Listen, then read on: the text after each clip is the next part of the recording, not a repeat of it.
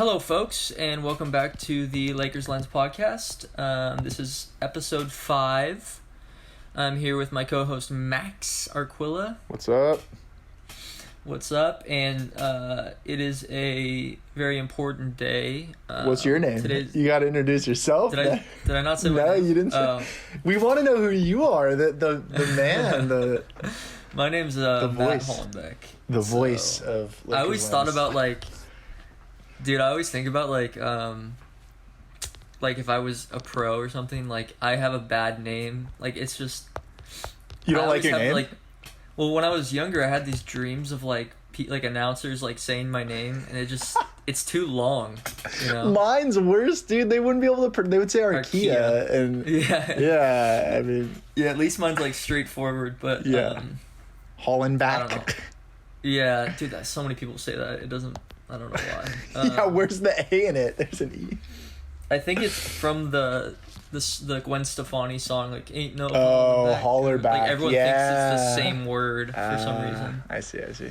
But yeah, so on a serious note, today is the 1-year anniversary of Kobe Bryant's death, and Gigi and all the other people that were in that helicopter. Crazy year since then. Mm-hmm. It seems like that was kind of the thing that's... Yeah, right after that, everything just fell apart. Yeah. But still, just unimaginable. Doesn't really make sense, and still doesn't. But like we've talked about, I think in the first episode, such a huge inspiration to both of us. So we just wanted to take some time to kind of commemorate his life and just his legacy. For Christmas, my sister got me that I hung up on my wall the Kobe picture when he's hugging his first championship in the locker room. Classic. Just the Mamba mentality is such an inspiration to so many people, pushing forward through adversity, and just a tragic year. What are your thoughts on it?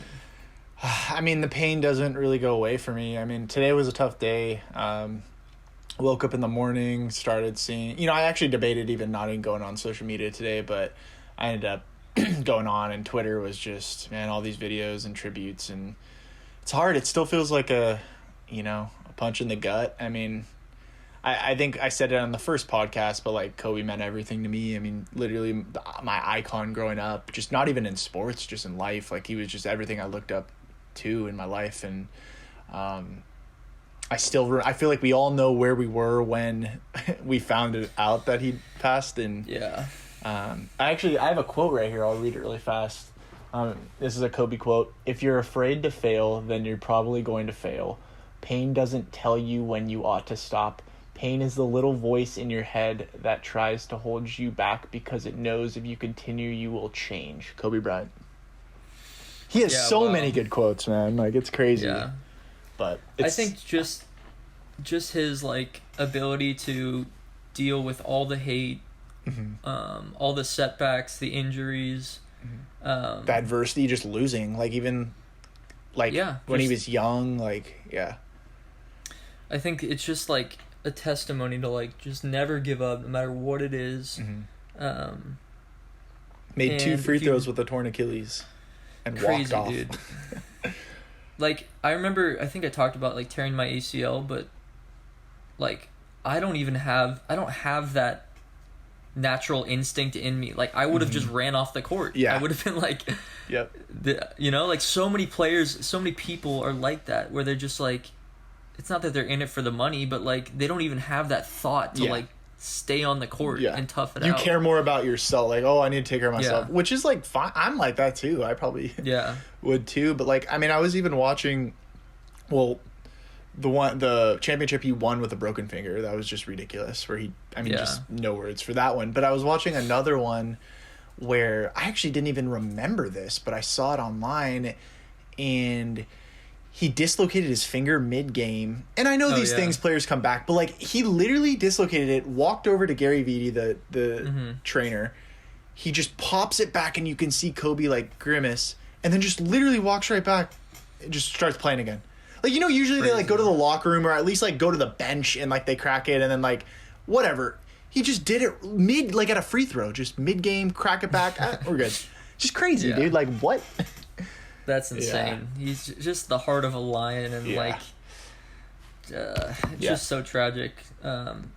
It's weird too. I think a big part of it was like you always look at Kobe and like those kind of guys, and you're like, these people are untouchable. Like, sure, they'll get old and whatever natural causes or whatever, but they just seem so like healthy and like you seem like undefeatable. And LeBron, dude, like he's 37.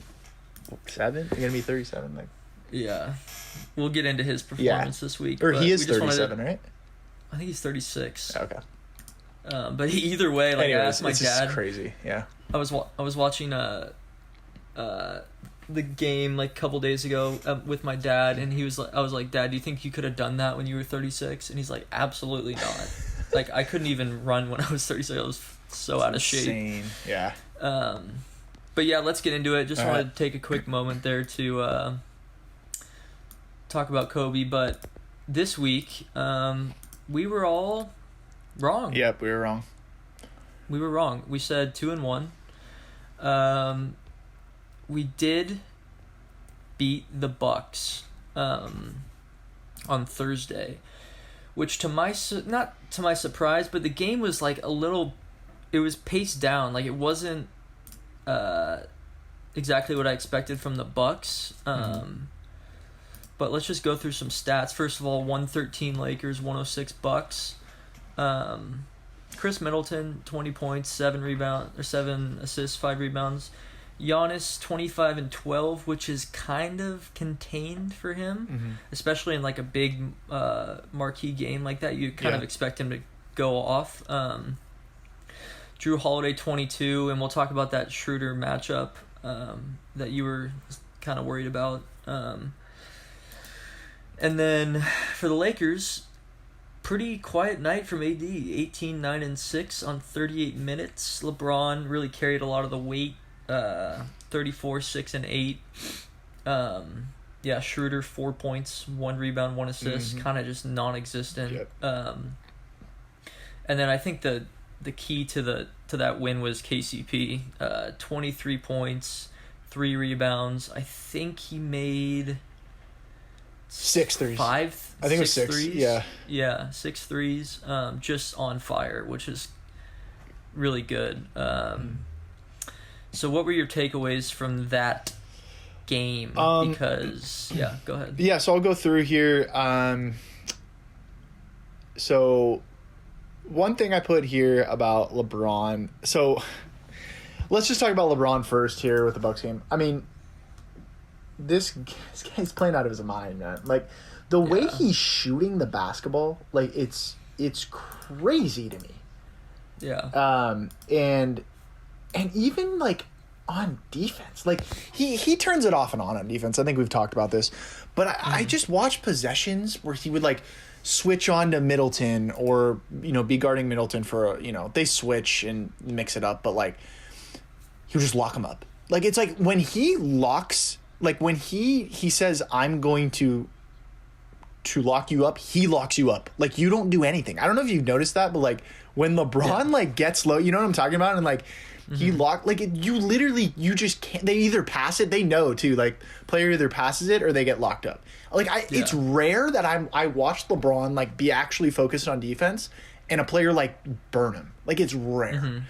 And I just wanted to point that out. I noticed it in this game. Like, even with Giannis a couple times, like, just it makes us so like defensively. Our team, it's like we can almost switch everything minus like Schroeder, obviously. Like down low, like LeBron, AD, and even Harrell. I think Harrell's been a lot better defensively. Like, when we go that like closing lineup at the end, those guys, because Harrell's like can guard like forwards, we can just switch those 3. It doesn't matter if you try to ball screen Kawhi Leonard. LeBron's guarding Kawhi, switch on to Anthony Davis, no problem. Like, it's like, it just messes up what the other team can do because they can't, teams try to get switches intentionally so they get mismatches. You can't against us, really. So I just wanted to point that out. And And then obviously we need to talk about KCP. You mentioned his 6 threes, just phenomenal. We play so much better when KCP's on. He's been. I literally have no complaints with him. I have no complaints. Sometimes I notice he overthinks things. Sometimes he did that in the Warriors game. He goes on streaks. He's a little streaky. Sometimes you can see he's a little like hesitant, but for the most part this year, he's doing what we ask of him: hitting shots, playing defense. So I just wanted to give a shout out to him. Excuse me. AD has been shooting terrible from the free throw line. I think that's a very interesting. He's like low 70s right now. Yeah, that's interesting. I'm not worried about it, but it's interesting.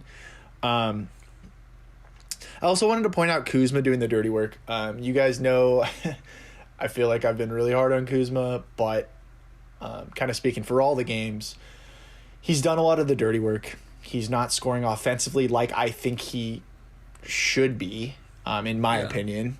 I mean, it's okay, we're winning games, but I still would like more offensive explosion out of him, and knocking down the threes when he gets it, and he's not. But he's getting a ton of offensive rebounds. He's being scrappy on defense, going after 50-50 balls, and I like that. You know, as long as he's contributing in that way, I'm going to sit back and say, okay, that's fine. And we're winning games. Well, let me push back a little bit and ask you, at what point is dirty work, like, expected from everyone? Like, you expect it from Caruso. Yeah. But, you know. Because, well, I think it's more like Kuzma, his role, I never really thought of it like that. I thought he was more like, I thought defensive, I thought he was, you know, this year he was going to have to guard a lot of more wings, but I thought it was more like 3-and-D type Kuzma. And, you know, you kind of have your roles, like, everyone you want to go in for those 50-50 balls and the dirty work, but at the same time, you kind of settle into a role, and I guess it's like, I just imagine Kuzma in more of a 3-and-D role than a like scrappy rebounder. And I think he's realizing that like his offense just is not there for whatever reason. And he's saying, okay, I need to, or, you know, good coaching. I don't know. Vogel's telling him like, just crash offense boards. Either way, it's helping us. And I want to shout him out for that. So. Yeah. I wanted to talk about defensively. I think there was maybe 5 or 6, like 2 or 3 were called blocks, but just like containing Giannis, like realizing that 90% of the time he's not going to jump stop and he's going to Euro step or like squiggle around you. And we did like an amazing job just planting in the paint and just taking those charges and really like frustrating him. Like he was 100%. Mad. Yeah. He was mad. But that's what like the thing is, like, dude, you got to get your at least mid-range going. Like teams, this is why they lose every year. Teams create a wall and he literally can't get in the paint. AD made literally probably the dumbest play I've ever seen AD do in that game. I don't know if you remember. He closed out on Giannis at the 3-point line. Giannis took 1 step done. Like, what are you doing? Yeah. I don't. So again, like with AD, like he's in a kind of a slump. It's just sometimes I'm like, man, lack of focus. Are you hurt? Like, is something bothering? Why are you closing? Like that's. I would know that if I'm out there. I'm not. I'm letting him. Just let him shoot. Yeah. So not to go on a different tangent, but. No, I totally agree. Let's talk a little bit about Schroeder. I know we had some concerns last week. And you can talk about like Drew Holiday. Like we love Drew Holiday just in general. He's a great player, and I think it was, I don't know who, somewhat like a super good player that he said he was the best defender, on ball defender, in the league. I wouldn't doubt it. He's amazing. It was like Kyrie or something. Like multiple stars said he was the best on ball defender. But on the other end, Schroeder just got destroyed. I called that. Didn't I call that? I said that was it. So if Schroeder's going to get destroyed offensively and limited to 4 points, and then on defense he's going to give up, you know, a 22 from Holiday, it's like we got not some issues. Yeah, that could be an issue like come like deep like in the playoff run, you know, like it could be. I mean, I'm still not like, I don't know. I think a lot of people are like kind of panicking about Schroeder, and I'm not really, to be honest. Like, I think he's good enough to realize. I just think he's kind of in a slump. I think him and AD are just literally in just one of those like slumps. I've been there. Like, we've all been there. I just think he's so talented that he's gonna figure it out eventually. So I'm not too worried. But like you said, I mean, there's got to be a little more consistency than putting up 4 points. I mean, yeah, come on, like we need a little more from you. You know what I'm saying? Like, yeah, no, I agree. Like a little more than that. Well, a thing that I think it was Stu Lance pointed out last night, and I wanted to touch on it, was something. It seems that LeBron and AD. Well, LeBron's really consistent, but it seems like AD is kind of like every other game he's doing well. And I don't know if that's like to me it seems like he's in a mindset where it's like he feels like we're going to win no matter what. So even if he's playing poorly or like missing his initial 5 or 10 shots, like he realizes like even if we're winning that he can kind of take a back seat. And LeBron's just like picking up all the Which weight. I don't like. And I've noticed LeBron picking up that slack. Again, though, I'm going to go back to the slump thing because he's also just missing shots. Like, he makes half the shot. Like, I think yesterday he was, I don't know, we'll get into the stats, but like just he shot horribly. And it's like, he makes like a few more of those, we're having a different conversation, you know? So like, I don't know. I'm not worrying too much. I think there's times he's a little too soft for me. It's like, just establish yourself, man. Like, show some physicality sometimes. You're young. Like, LeBron's showing physicality, man. Like, I just, don't get me wrong, I still want more from him, but at the same time, like what he did in the playoffs for us, like, he deserves a pass. It's okay. He's gonna be okay. He's gonna figure out. He acknowledged that he sucks. He's like, I suck right now. Well, I think that like that left side, like, in between the corner and the elbow, like 18 feet or like 15 feet, like that's unstoppable jump shot for him. Yeah, it's literally unguardable. Yep. Like he can like jab one way. You can't stop it. He can spin. It's like he can Dirk literally used to just do. hold the ball up and shoot it. Unstoppable. And he's just missing those though. That's what I'm saying. Like, if those start falling, it then opens up a lot more for him offensively as well. So I'm not watch. Yeah, and also we'll talk about that game, but he had 37 a couple games ago. Yeah. So he's okay. No need to panic there. But let's get into that. Can I wrap up a few more notes? I have a few more here. I just want to touch on a few more things here. I think THT and Caruso. Well, THT we talked about. I'm not going to get into that again.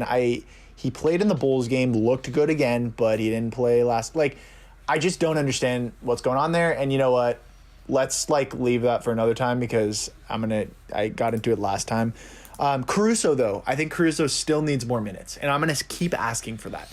Like, I don't know how you feel, but that guy literally, like, his plus or minus, like, it's just every time he's on the floor, like, we just do better. It just seems like he just does all the little things, man. Like, I can't. And he's shooting well. Play him.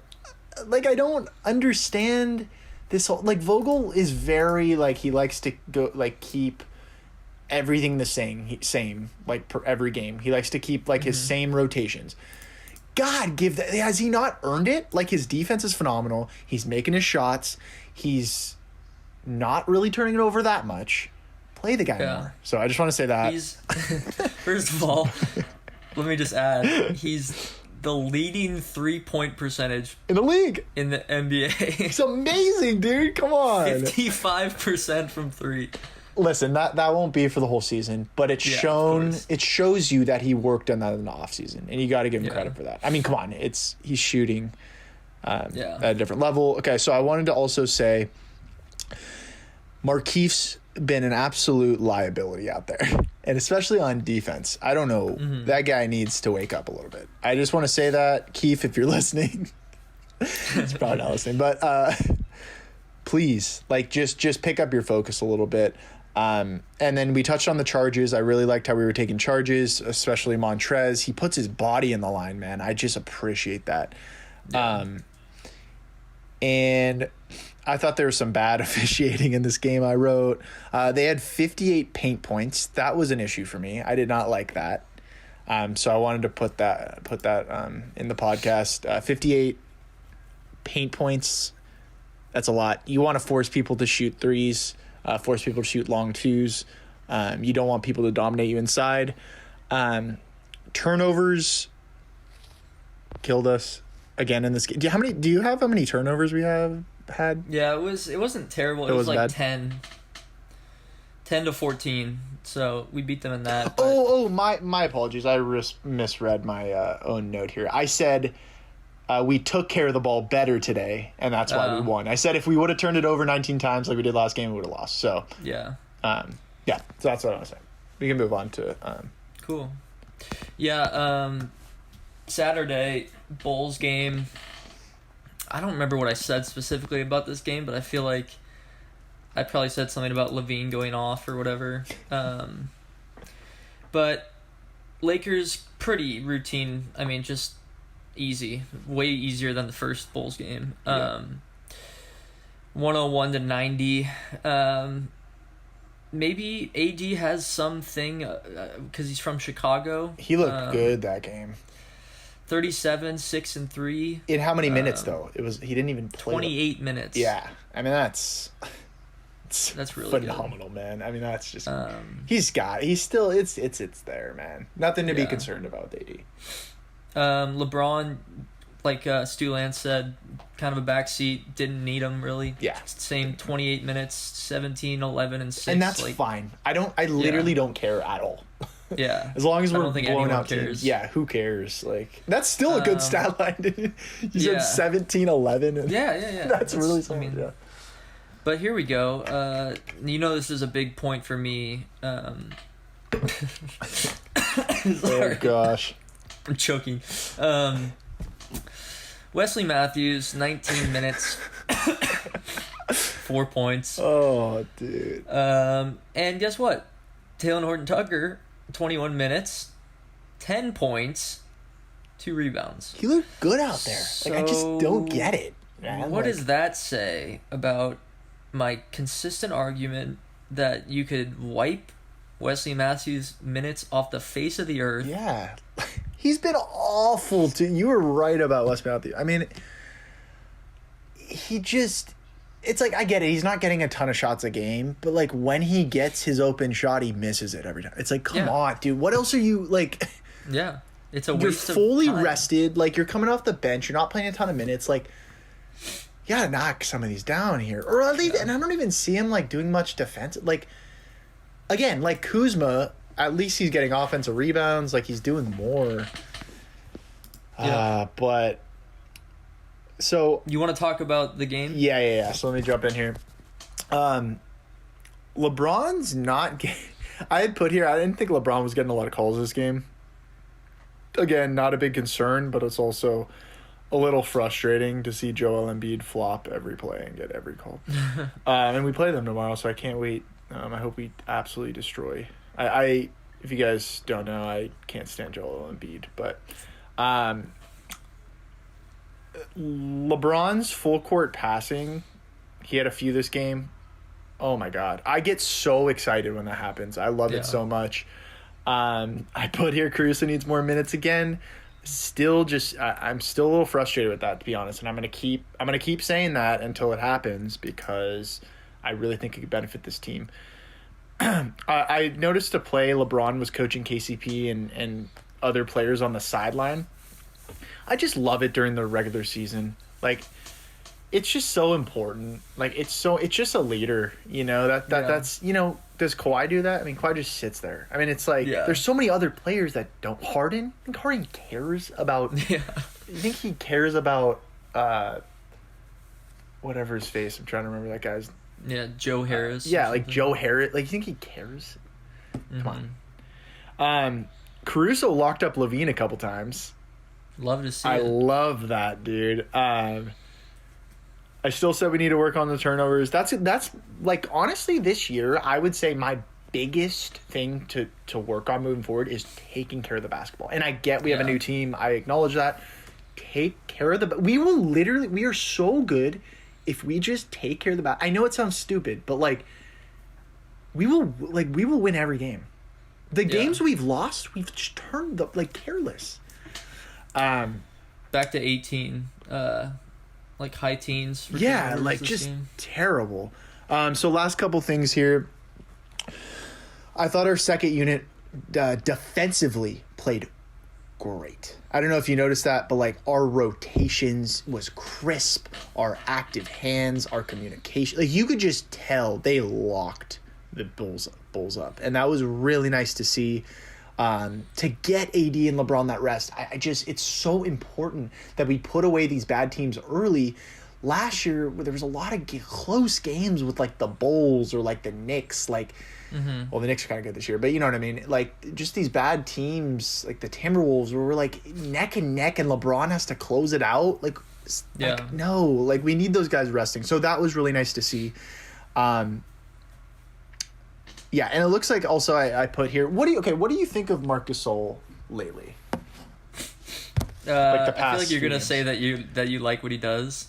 Well, I want to hear you. I want to hear. You know my opinion on him. I just think I think he's accepted his role, and I think you can tell he's not looking for any offense at all. Yeah, dude, he used to literally like be the Grizzlies. Like, oh, he was so good. They'd go to him like every. He was an all-star. So I like that he's accepting his role. Listen, I still want more out of him in certain aspects of the game, like rebounding and defense. But offensively, he's doing the right things. He's moving the ball. Like, he's being unselfish. He's trying to get other guys involved. He's setting screens. Like, he's in the right spots. He's spreading the floor. Like, he's doing some good things. Like, he's not killing us. Fouls are where he's having an issue. He's picking up a lot of fouls. I know it doesn't matter. My thing is like, but it does. My thing is like, I was watching. It was the game last night. He got like 3 fouls. And but in my head, I'm like, sure. All that means is that Trez gets to come in earlier. Like, I'm fine with that. Like, I really don't care. Like, I've actually kind of revised my stance on Marc Gasol. I'm realizing now that, like, I don't mind that he's there. Like, he doesn't, like you said, he doesn't hurt the team. And if anything, he's like brings a veteran leadership and moves the ball. But I don't want him on the block, like when someone like passes it down to him. I don't want him going 1-on-1 ever. Like, he's not going to win that battle. Mm-hmm. Yeah, no, I agree with you there. I think it's more of like, I just get worried sometimes. And it actually kind of surprised me with the Cavs because I thought Drummond and Jared Allen would give us some issues. When Gasol got 3 fouls, I'm like, oh man, we're going to get destroyed. And we did have some issues, like, don't get me wrong, but like we were still able to pull it off. But it's more of like, dude, like we're having a 6'8" guy guard 2 7-footers. Like I know we have AD, but AD hates playing 5. And you saw that against the Cavs. He does not like it. So I don't know. It's just interesting. I guess we do have AD, but like I still think like we do need Gasol. I know you don't really maybe think we do, but I think just having him there is like, we just need him to body up some of these big guys, like guys like Nurkic. Even you're gonna see, dude, when we play the Nuggets, we're gonna need to throw some big bodies at whatever his name is, Jokic. Jeez. Well, like think about Jokic stretching the floor. Like you're telling me that. I'm not saying you. That's a good point. That's a good point. Like if Jokic just catches the ball in the corner and Gasol's closing out. That's a good point, dude. Yeah. Jokic is going to just fly by him. So, would you put AD on him then? Just say, you know what? Yeah, I mean, there's very few players that I think Gasol, legit, like, from the start of the game, matches up well with on the rosters. On the starting fives. Like, I can think of Valanciunas. I like him on Valanciunas. I like him on... like slow big man. Like... I don't like him on Embiid at all. Oh, no, that's gonna be interesting. I'm gonna. I think we're gonna throw doubles though. That's what teams do. I think Vogel's gonna bring a second defender. Yeah. Because he'll destroy. He'll like Gasol will pick up 3 fouls if they just leave him on an island with Embiid. So. Well, you see, like what they're doing. What we're doing with Gasol, and it has to do a lot with Harrell, honestly, is the same thing the Clippers did last year, is we'll play Zubac for as long as he can handle it. Get some rebounds. We'll give him like 3 fouls, and then he'll get pissed off, and we'll put Harrell in. Like, I'm fine with that. We're literally doing that, yeah. So I think it's fine. Do you have any more notes on this game? That's basically it. But maybe we should take a break before the last game that was yesterday. Yeah, let's do it. We will get right back to you guys. All right, guys, we're back. We're gonna cap off last week's games. Kind of a really fun game to watch. Just like if you like basketball, just because it like swung a lot.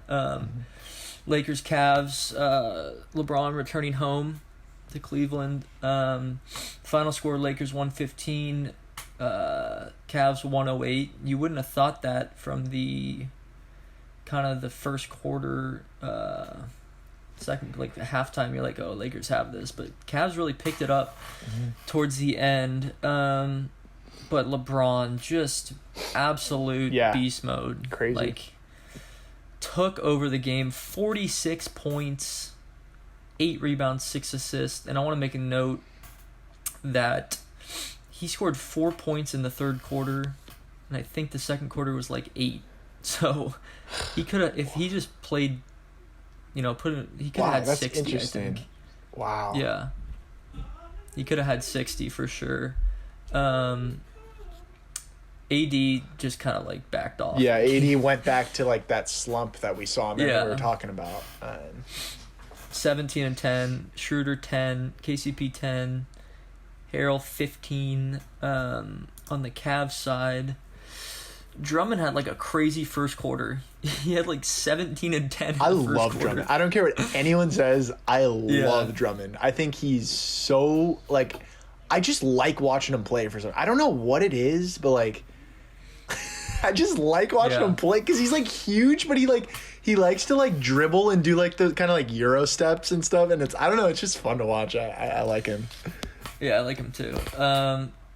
Cedi Osman caught fire, which is one of those guys that you talk about. Yeah. It's good to see JaVale McGee out there. Dude, there was one play where JaVale tried to go one-on-one. It was so funny. Dude, too much dribbling, man. What was he doing? Yeah. And then he does that. Yeah, he was like looking like, oh, like I almost got it. It's like, dude, that was embarrassing. Like, what are you doing? Yeah. Stop. Yeah. I like McGee though. I feel kind of bad. Yeah, me too. But I think the main story of this game is just LeBron absolute takeover. And how about that? Okay, so I guess someone from the Cavs front office was laughing or cheering. No, they were clapping when he missed the shot. And I don't know if you noticed this. LeBron actually touched on it after the game, so it actually happened, what I'm talking about. I noticed it during the game. He looked over at I guess it was a front office, like, Cavs guy. And he looked at him, and he was, like, laughing. Comes out in the fourth, just takes over the game, wins it. Like, it was... And I think he said something like, just wait or something. Like, whoever's listening, you might know what I'm talking about, but LeBron talked about it after the game. It just goes to show this guy's confidence is out of the roof, man. It's just, he knows that, like, he can turn, we always talk about this, turning it off and on with LeBron sometimes. Like, it's just incredible. It's like almost leaves me speechless in a way. Like, I don't even know how to explain. Like, he's just always making the right play. I mean, these fallaways. I mean, his shooting efficiency. I mean, it's watch out. If he's shooting like that in the playoffs, it's over. Yeah. He was just on. Like, it was, you could just tell. I think I sent like a chain of 3 text messages that all said like, "Oh my God!" Like within minutes of each other. Like, just. Here's the thing. If how do I put this? He'll take a lot of those shots. Yeah.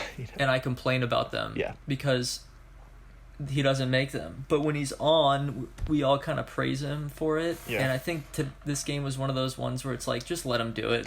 And that's what I said to you too. Like, I think a lot of times, like, he's just having fun out there, and like, yeah, he, like, when he needs to focus up, like, he does. And that's why he wins games, because it's like, he knows what he needs to do to win. He knows, like, by the feel of the game, when it's okay for him to just take a bad shot. Mm-hmm. Granted, though, there are some times I just don't understand what he's thinking. Yeah. But I guess we can't be perfect. We all have that as players. But, so I wanted to say here,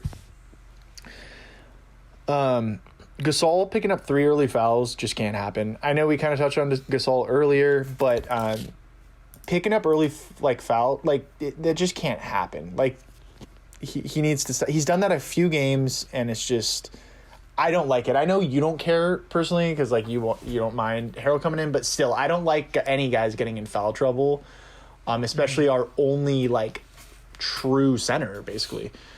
Yeah.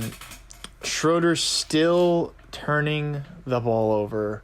Can someone talk to him? Dude, just stop. Like, you're in a slump. I'm giving you a pass on that. But at least, like, do what Kuzma's doing and do... Okay. Offensively, I guess. Because defensively, I think he's actually playing really well right now. Offensively, the carelessness he plays with sometimes, man. I mean, you know what I'm talking about. Yeah. Like, it just someone needs to say, like, dude, like, just please stop. Like, you're smart enough to know you're doing that. So, sorry, I feel like a broken record here, because I feel like I've talked about this a lot, but I just noticed it with him every game. It's like every game he'll just have a couple passes that you're just like, what are you... Like, it's not even, like, good turnovers where, like, he's trying to, like, make a play. It's like he'll just, like, in the backcourt, like, just throw it to the other team, and you're like... Yeah. Like, just careless. So... You know what it feels like? It's weird. Is like, this is really, really specific, but, like, you're hanging out with your best friends, and you have to, like, invite your cousin to the sleepover, but you don't really want them there, but like your mom wants your cousin to be friends with you. Yeah. And we're winning a lot of games. And so LeBron, AD, everyone's feeling good. They're like everyone's stoked. Like we're playing like really loose and having fun. And then Schroeder he's like, "Oh, I want to do that too." And then he literally can't because he makes these crazy turnovers. Yeah, he gets a little too cute sometimes. And it's like he just gets careless. Yeah, careless. Mm-hmm. I think I shot a text to you during this when I watch his transition threes. Like sometimes he'll push the ball up and then he'll get it right back, and it just looks like he's shooting with the wrong hand. His mechanics look weird. Like I would almost. But they change. I don't within 10 feet of the hoop. I really don't understand. I don't really His understand. jump shot is nice. His pull up. Oh, yeah, beautiful. Yeah, like one dribble pull up. 3, it's like something's wrong. Like it's almost like Jason Kidd needs to just like, I don't know. Or do we have a shooting coach? I don't even know who we have. I know it used to be Mark Madsen, remember? But not anymore. Oh yeah, I think Steve Nash was for a little bit. Was he? Steve Nash? I don't know about that. He was. Really? Maybe it was the Suns. I know he's a shooting coach for someone. But yeah. But anyways, I'm just saying, like, I agree with you. I think his mechanics are a little off on threes. I don't know. It'll be interesting to see if that changes over the season. But let me bring up. Go for it. I was a little discouraged on AD's lack of physicality against Drummond. I thought he got either he wasn't trying as hard or he got bullied. And that's a little discouraging. I mean, obviously Drummond's like a lot like bigger physically, but they're about the same height. Just battle, man. Like I know, I agree. We're gonna need it. I agree. It's like, weird. He's young. Like he's in his prime. Come on, dude. Right. I want you to explain to me how we're gonna be able to match up with. And like tomorrow. Yeah. Go ahead. See. Explain it. I mean, but I mean, I'm with you. I think it's again. I would like to see if Gasol can do anything on him. I don't think he will be able to, It's going to be a real, like, it's probably the worst matchup Gasol could have. Yeah. So it'll be rough, but I agree with you. AD, he's more of a finesse player. He reminds me of Pau Gasol in certain ways, because Pau Gasol was a very finesse player.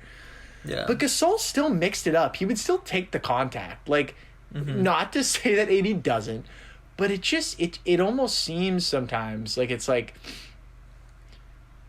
he just settles, right? And I think offensively, I even put this down here, he's holding the ball for so long. It's like, and Stu Lance touched on this last night, and I thought it was such a good point I wanted to talk about today.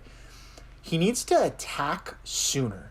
When he gets the ball, sometimes they like to isolate him a lot, which is fine. I still would like Vogel to get more action for him that doesn't involve just an isolation. But Stu Lance was like, he needs to just, when he gets the ball, attack. Like, just go. Don't think. He sits there. You know what I'm talking about? And he jabs. That's okay, but you can't be doing that every time. There's certain times where, like, he needs to get it and just do a quick move, like a James Worthy-esque, like, boom, right past Drummond. You're quicker than him. Use your advantage. Jared Allen, he did it against Jared Allen, I think, once, I remember. Those two guys are not quick enough to stay with you. You know when AD does, like, that quick move and then, like, goes into you? He could be doing that way more. But I noticed a couple times he gets it and he's, like, sitting there, shot clock going down. And then it allows the defense to get set and settle in and then close on you. And then you're in a bad position with 2 seconds on the shot clock and you get a bad shot. So I want to see that from him going forward. More early aggression with the basketball. Yeah, I think, well, you know how I feel about when LeBron does that, but yeah. I think it's pretty consistent. Like, we have this mentality where it's like, we'll run our action in the first 12 seconds of the offense, and then if it gets to LeBron or AD, it's like, it almost seems like the other four guys are like, all right, this is what we're doing now. Yeah. Like, and they tell the defense that by their body language. Yeah. And they stop moving too. Yeah. Like, it's almost like if AD gets in that spot we're talking about, like the left corner or elbow, it's just dead. The play's dead. Yeah. And it's up to him to figure bail it out. us out, basically. Yeah. Yeah. Yeah. And if he goes quicker, like you're saying, like, it allows people to keep moving, like keep the momentum of that play going, and gives us more time. Like, because think about it. You go at 8 seconds instead of waiting till 2 seconds. You go at 8 seconds, you take a dribble, like, okay, they double you, whip it out. One more pass. Caruso, wide open three. We get a better shot. Because you have that 8 seconds. Yeah. So, I don't know. That's just some analysis for you guys. And that's my thing about LeBron is I always watch, like, I was watching last night, and I was excited about it, obviously, but I always think, like, he's doing what I hate, but he's making the shot, so it doesn't matter. I know. I can't say anything about it because he did well, but I bet you we're gonna see it tomorrow. Because he's coming off the high, and he's gonna do that. Dude, he took a shot in the end of the first quarter. When he was hot, he was super hot, but it scared the crap out of me because the logo one. Or no? No. Well, that one was crazy. He took a 1-footed step back three. I texted you. What do you, dude? Why? Like, even if you're on fire, that's not. I'm telling you, I think he just was just having fun. Like, I think he just really doesn't care. Like, in that moment, he's just like, I'm gonna try. Like, there's because he does it there's a couple of those he does every game where it's just like, whoa, like a fall away, just.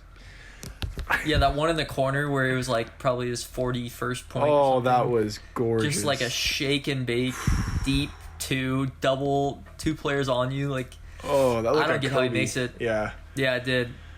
But his shot is literally unguardable. Like, if he's on. Oh, yeah. He shoots it. He releases it so high, and he does that step back. You just, you really can't do anything. He needs 1 foot of space, and his release is so high that it doesn't even matter. But I also put here that you can tell certain plays, like LeBron gets really irritated with Kuzma. I don't think they like each other. Yeah, like I've noticed a couple plays. Like I really like to watch LeBron and like kind of his leadership on the floor. And I've noticed a couple times he's like, "You're not in like to Kuzma, like get over there," or like. It's just I don't know. To be honest, like I just feel like them two have never really been able to like gain some offensive chemistry. Like there's been flashes of it. I remember like I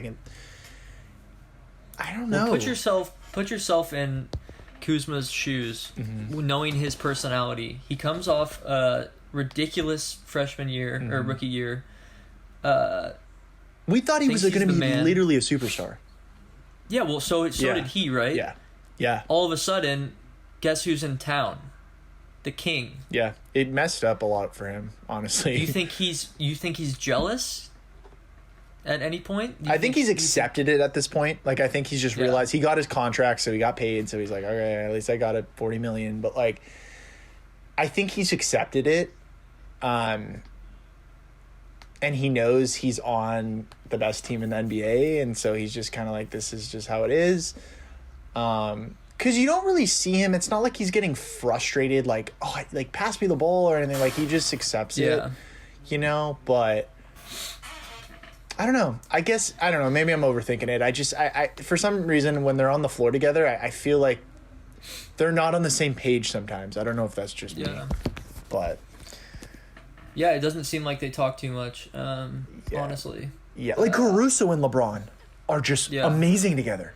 You know what I'm talking about? Like, there's a different... Like, you can just tell they have better chemistry. Like, it's weird. Well, I can't speak for Kuzma, but I know I'm this type of player. I play worse when I'm not the best player on the team. Like, whether it's in pickup or... like, my confidence comes off of... And it sounds selfish, but, like, me being the focus of the team. Yeah, no, I got you. I know what you're saying, yeah. And I think Kuzma coming from that rookie year was like, this is my team. Yeah, no, I'm not denying any of that. I think that's all part of it. I don't know. I think it's just... I just want to see down the stretch of this season, and even in the playoffs, like I want to see if we're going to have any Kuzma games where it's like he drops 30. Remember that Clipper game on Christmas last year? Like we just went off. Yeah. I don't know. I want to see if we're going to get a Kuzma game coming up here soon. Dude, I saw two shots. He did his classic running sky hook. Oh, he had I know exactly what you're talking about. Yeah. And then there was one play, I think it was like it led to like a he tried to bank it. Yeah, dude. It was he rifled it off the backboard. Awful. Yeah. Dude, it's like there's no touch there at all. That was crazy. I remember that play. Yeah. There is no touch. I'd like to see him just once. When he's driving to the hoop, because he's so linear, right? He doesn't have, like, the ability to, like, go side to side. It's just a straight line. Yeah. That's why he shoots off 1 foot. Yeah. Is because he's still going that way. I want to see him just jump stop. And he did have one where he had, I forget who it was, he had someone on the block on the right side. It was good footwork, right? Like, he moved his pivot foot. Yeah. He jump stopped, he faked, shake and bake, and then he up faked, he got the guy in the air, and then he just had an easy 2-footer. And that's what I'm saying. Like, I keep saying on this podcast, like, he has the talent there. Yeah. It just, he doesn't know how to put it together for some reason, like, consistently. Yeah. You know, so, I guess it's frustrating, but, you want to hop into tomorrow? Yeah, let's dive in tomorrow. Okay, well, we have... Maybe just our keys for the game each for the Sixers tomorrow? Yeah, the Sixers are a good team. Yeah, they're a really good team. That's not a joke. They're coming off a 15-point loss to the Pistons yesterday. But I think they've made some maybe upgrades, I guess you could say. Yeah. Like they added Seth Curry, who's been playing well. They added, this is not an upgrade, Danny Green. We all know that's not an upgrade. Sorry, I was looking at something. Yeah. And Dwight's been playing pretty well. I mean, he's getting what he wants out of that team more than he probably got for us. He's playing bigger minutes. That's going to be hard for me to watch Dwight. I still think he should be on this roster, but... Yeah. Is Embiid hurt? Yeah, that's what I'm looking up right now because I can't believe they lost to the Pistons. I'm trying to remember. For some reason... He didn't play. Oh, he didn't? No. It wasn't COVID related, right? I think it was just like load management, maybe. Yeah. Simmons played. Doc Rivers expects Joel Embiid to return to the Lakers. Of course, they're literally resting him for the. I'm glad they lost. Stupid load management. Come on. Yeah. Literally, dude. They're literally like, we want to beat the Lakers, so we're gonna rest him. Stupid. So what are our keys to this game? For me, it's going to be the very obvious one. I know this is just so obvious, but you really have to contain Embiid the best you can. And I think my biggest thing is like he's gonna drop. He'll probably drop 30. I'm just gonna be honest with you. Their offense runs through him. He's playing at an MVP level this year. As much as I hate saying that, I can't stand the guy as a player. I have no respect for him. I'm gonna be completely honest with you here. I don't. I think he's a dirty player. I think he's a poor sport. Low class. I have a lot of terrible things to say about him, but bottom line is the guy's a great player. You can't deny that, his talent. I still think he gets a lot of his points kind of like the Harden way. But that's going to go to my point of the key. And I touched on it earlier. I do not want to play him without fouling. If he's going to take away a fall away, just literally just put your hand up and don't even be close in his landing area and just let him shoot that all day. When he gets in the paint, it's over. He's too big. Yeah. Keep him out. Gasol, just don't pick up early fouls. Even, let him shoot three. Yeah, he's a good shooter, but, I'm just worried that, AD is going to get early fouls. Even Gasol getting early fouls, I'm picturing it right now. AD picks up 2 quick ones, and then we have to take him out. And that'll really hurt us because they'll keep going to Embiid and keep punishing us. So contain Embiid and close out on shooters. They got a lot of guys that can shoot now with, like you said, Seth Curry, Tobias Harris. They move the ball really well. They play really well together. And I really think it's going to come down to our bench this game. I say that because I think they can give AD some issues inside with Dwight coming in, and then obviously Joel. I think with AD's slump right now, he's not playing the best, and those guys are physical. And remember, AD's kind of more of a finesse guy. Mm-hmm. LeBron's gonna have Ben Simmons on him, one of the best perimeter defenders, wing defenders in the league. So not to say that he's gonna lock up Braun. He's not. No one can. Yeah. But he can give LeBron some issues. So Schroeder, I'm looking for a huge game from him. And just the bench. So bench, Schroeder, play with defense without fouling, and close out on 3-point shooters. Those are my keys. My thing is, I'm hoping they're talking about what they did with Giannis and just building that wall, sort of, because Embiid is a lot like Giannis in the sense that they get out of control really easily. Mm-hmm. And if you're smart about it, you can draw 2 or 3 charges in a game from them. Get him in foul trouble like we did with Giannis. Yeah. That's what I'm saying. Yeah, you can make him... You can give him 3 fouls, 2 or 3 fouls in 1 quarter, and that changes the entire game. Mm-hmm. Attack him. LeBron needs to get past Simmons, attack him. Yeah, I agree. Basically, like you said, he's going to score, but you just got to get him in trouble in some way. I'm worried about players like Harris. I guess KCP or... Yeah, KCP will probably be on him. But then there's Curry and there's... Wait, no, actually, no. Wow, this is going to be an interesting matchup now that I'm thinking of the lineup because Simmons 6'8". Do we put LeBron on Simmons? Yeah. Schroeder's going to have to go. So who's their starting lineup? Do you have that? Yeah, I do. Okay. Let's see here. Here's the thing, though. Before I say it, I don't think Simmons... I think with Simmons on LeBron, or LeBron on Simmons, we can kind of count him out offensively. I don't think. I Simmons remember is gonna be them much playing of a him last threat. year. LeBron guarded Simmons. Now that I remember, because remember LeBron played Simmons like way off because Simmons Yeah. can shoot. I'm pretty sure they'll do that again probably.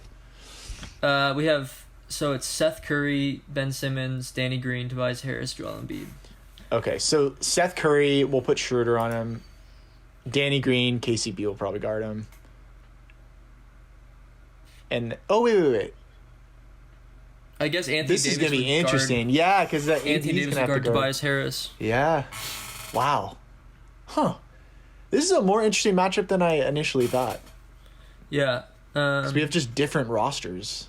The size is weird. Yeah, the size It's is always weird. weird when you have a 6'8" point guard. Could Vogel make a lineup change? I don't think so. I don't think we can do anything to Yeah. go against that unless maybe you wanted to start Kuzma to guard That's what I'm Harris, saying. which is a better matchup. Just because he's taller. They're not going to bench KCP, though. No, I think they'll just... I think AD will probably guard Tobias. Because you don't want AD guarding Danny Green, because Danny Green's going to be running off screens and stuff. Yeah. Tobias... Because AD can literally guard forwards, like guys that dribble the ball. Like, he can. Yeah. I don't know. Should be interesting, guys. I mean, we don't even know what matchups Vogel's going to... how we're going to start, so... Regardless... I mean, we're not doing predictions yet, right? Or should we say predictions for the next game? No, let's go to Thursday's game. Okay. So this is a back-to-back. I get scared when we play these back-to-backs, especially against bad teams. So we're playing the Pistons on Thursday. Easy. Less than 24 hours Easy win. after. Worst team in the Think league. so? Yeah, dude. Worst team in the league. I honestly feel like we should not even take time over this one. I really don't have... I don't have any concerns in this game. I know they just beat the Sixers, but Embiid didn't play. No Embiid. Yeah. They're 4-13. I mean... All I'm going to say... Come all on. I'm going to say... We're so much better than them. Come on. All I'm going to say is watch out for Jeremy Grant. Yeah. That's all I'm going to say. I'm predicting he has 35 against us. Probably. That's all I'm going to say. We'll still win, though. I still, it's just their supporting cast. They don't have anyone that That's pretty scares bad. me. Jeremy Grant's a stud, but I love Derrick Rose, but, I mean, it's like, Yeah. we're too good. Well, we do have another big game on Saturday against the Boston Celtics. The rivalry as old as time. Whew, And guess what, Max? What? They have a player back, and his name's Kemba Walker. Wow, that's going to be a tough matchup. Mm-hmm. Because they got a couple wing guys that they can throw on LeBron. They got Tristan Thompson. Celtics are a good team. They're going to be... I mean, they're one of the top three. Them, Sixers, Nets, and Heat are probably the four teams that'll be 1 through 4 in the East. Yeah. Did I say the Sixers and the Sixers too? But Yeah. I don't know. They're an interesting team. I love Jason Tatum. I think he's an absolute stud. They're one of those teams where it's like you don't really know what you're going to get because Jaylen Brown could have 30 or 40 one night. Tatum could have 30 or 40 one night. Mm-hmm. Kemba could go off. I think that's what makes them so dangerous. So I think the way we're going to win that, I know the way we're going to win that game is defensively. If we can contain Brown and Tatum and Kemba, we're going to be okay. One of them is going to probably have a 30-point game, but you don't want Jaylen Brown having 40, Tatum having 28, 29, 30. And it's like, God, dude, then you're probably going to lose that game. You know, I think we need to lock down defensively. So my keys to the game for that one is all around defense, inside, outside. I think when we play the best, it's when we create defense to offense. I think we're going to need a lot of that this game because if we get in the half court a lot, I think they're really good defensively and they have good wing defenders. They now have Tristan Thompson inside. I want to see us get out in transition. So defense, transition. I'm going to just say those two are my biggest ones. I think the reason that big part of the reason why they have like their scoring is so shared is because of how well they move the ball, and they move the ball a lot better than we do. And the reason like you'll see Brown get 40 and then another night Tatum will get 40 is because it's just whoever like the ball lands, whoever's hands the ball lands into. Yeah. After they've run their action. Yep. It seems like because they catch the defense just like sprinting out to these closeouts or running around the court. Yeah. And it leads to like they get a lot of wide open shots, the Celtics do. And blow-bys, like just flying to the rim, like rims, cuts, dish three, like their offense is really spread out. Brad Stevens is a great coach. I've always thought that. Yeah, he is. I'm honestly worried about that game, and if we want to make predictions... Yeah, let's make our predictions now for those. I think we have a better chance of losing that game than the Sixers game. Okay. So I think we go 2-1. I think we take care of tomorrow in a close game. Okay. I think we do beat the Pistons, and Jeremy Grant is 35, and we lose... to the Celtics because we just can't. It's going to be threes. It's going to be the pace. I think the pace is going to be we're going to try and slow it down, but they're going to want to play fast. So I think we lose that game on Saturday. You know, I'm going to actually agree with you. That Celtics game's tough for me. I agree with what you're saying. I think they're a tough matchup for us. Last year when we played them, we got absolutely destroyed. So I think we'll beat the Sixers in a close one. I'm going to agree with you. I think it'll be a close game. Pistons will take care of it easily.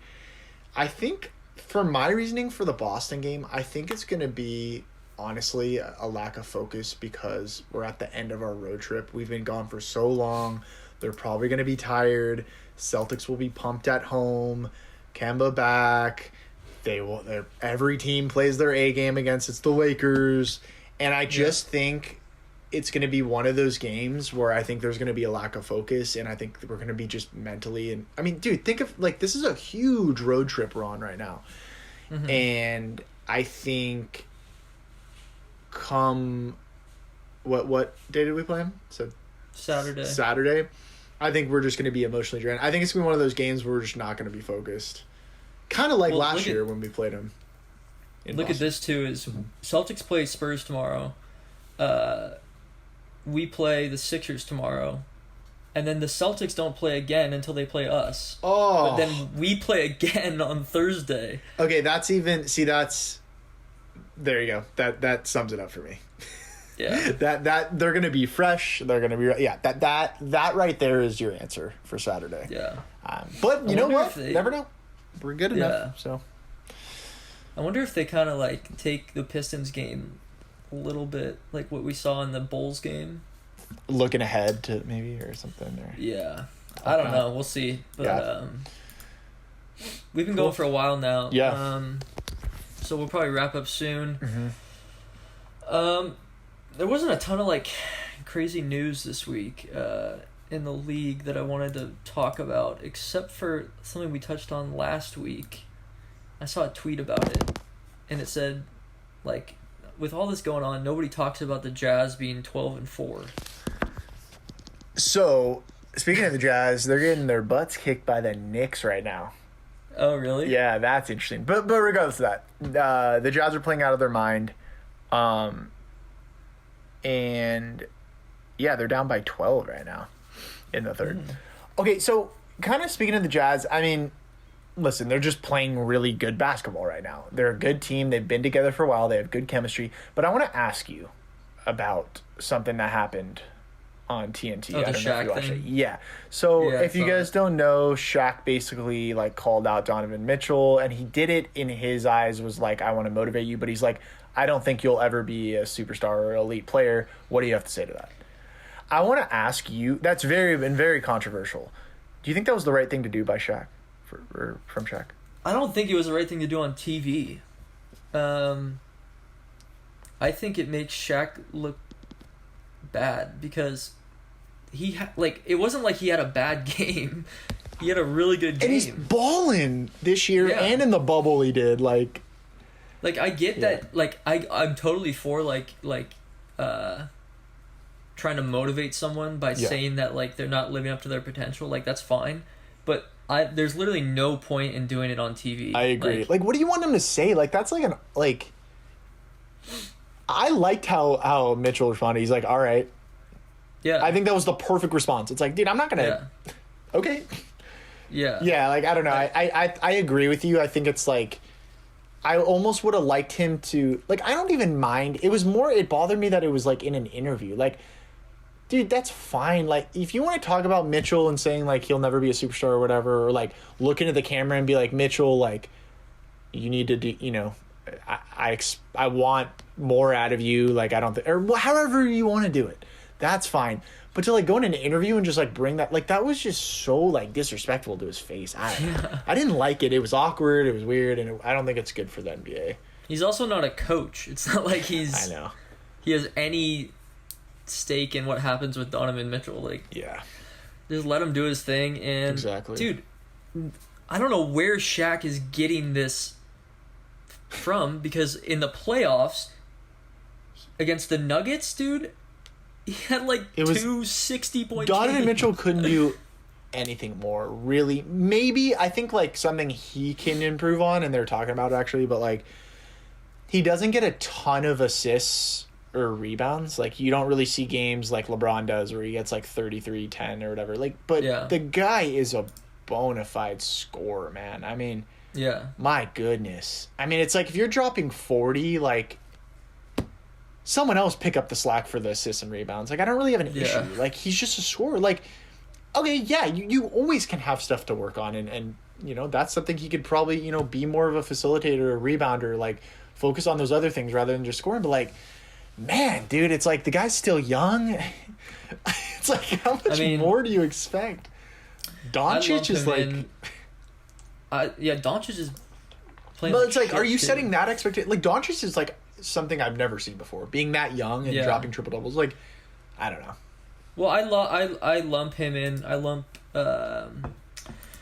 Mitchell in the same category as Murray, McCollum. Yeah. Star, but not superstar. Maybe Booker. Yeah, I would say Booker too. Beal. I mean, I would take Beal over any of those guys, but I would say that I know what you're talking about, like, just like pure scorers. Yeah. Like, Beal's not the guy that's going to drop 10 assists. Like, he's just not. So I would put them all kind of... Levine, all those guys kind of in the same category. They're all-stars for sure. For sure. But then there's, like, a difference between, like, the KDs, the AD, the LeBrons, the Giannis, like, the Doncic... Mm-hmm. You know, they're just at a different level. But this is pretty random. This is like a couple weeks ago or last week. The Timberwolves fans on Twitter hate D'Angelo Russell. Wait, really? Yeah, dude. He had one game where he just... What's wrong with him? He just doesn't care anymore. He's terrible. Over it. Yeah. What happened? He was like so good at one point. He made the All-Star team. Like, his game is just not like sustainable. Like, he's so slow. I haven't heard his name once in the media for like years, dude. Like, yeah, and then people figured he was on the Warriors for a little bit. Like, I also I don't think he has the best work ethic. Like, I think you're right. I think it's just literally a lot of it, dude. He just doesn't care, which is pretty sad. I'm kind of glad the Lakers got rid of him. There was one more thing I saw. I can't remember what it was, but yeah, we got a lot of good... I think we got a lot of good good notes in there. Yeah, we don't want to bore you guys to death here. Yeah, I mean, we're looking good, so it's like kidding. We don't have a ton to complain about. Yeah. We're looking good, guys. Enjoy. One last thing I kind of want to say before we wrap up here, like, just please enjoy these moments. Like, we're going to look back one day and be like, man, I missed that LeBron AD team. And we're going to have a bad team. We're going to have to rebuild. Like, we're literally the best team in the league, guys. We are the best team. Mm-hmm. We're the defending champs. We have 2 top 5 players in the league. We have the best player in the league. We have a great coach. We're the Lakers. Like, be proud. Enjoy it. Like, all the stuff we're saying is just, we just want to analyze the little things. At the end of the day, we're playing phenomenal basketball all around. And I'm so excited. And this team can run it back, man. Repeat. No doubt in my mind. If we stay healthy. Yeah, I don't either. Yeah. And we cherish every game because LeBron is 36. Exactly. Yeah. And not to be pessimistic, but he's 30 fucking. Yeah. Exactly. So at some point, the wheels will. Father time catches up. Always. Yeah. No matter but what. Until then. Yeah. You're gonna get 40 points from him, so that's encouraging. But either way, guys, thanks for tuning in. We're on Spotify officially. All 4 episodes are up. This one will be up there. YouTube, we're up there. Twitter, Max is blowing up on Twitter. He will fight you. He will respond to your comments. He's big into live tweeting, so he'll tweet things as he sees them. Yep. And I need to work on the Instagram, but I will get more like daily posts. Yeah. As opposed to Max will get in there whenever he has like a random thought or something. And you should like ask questions on the story. Like try to get some followers. Yeah, we'll do a little more work. We're at Lens Lakers. So that's LENS Lakers, one word, on Twitter. And then our Instagram is going to be, I believe it's just Lakers Lens. Yeah, Lakers Lens Podcast. Yeah, please give us the support, guys. We'd really appreciate it. We're trying to get this podcast going. But thank you for listening. And, last thing I just want to say is my prayers and thoughts go out to Vanessa Bryan and her family and all the other families of the people that passed a year ago today, and R.I.P. Kobe and Gigi. For sure. Couldn't agree more. I think that's a good way to end it. So take care, guys. We will see you next week, and go Lakers. 2-1. Hopefully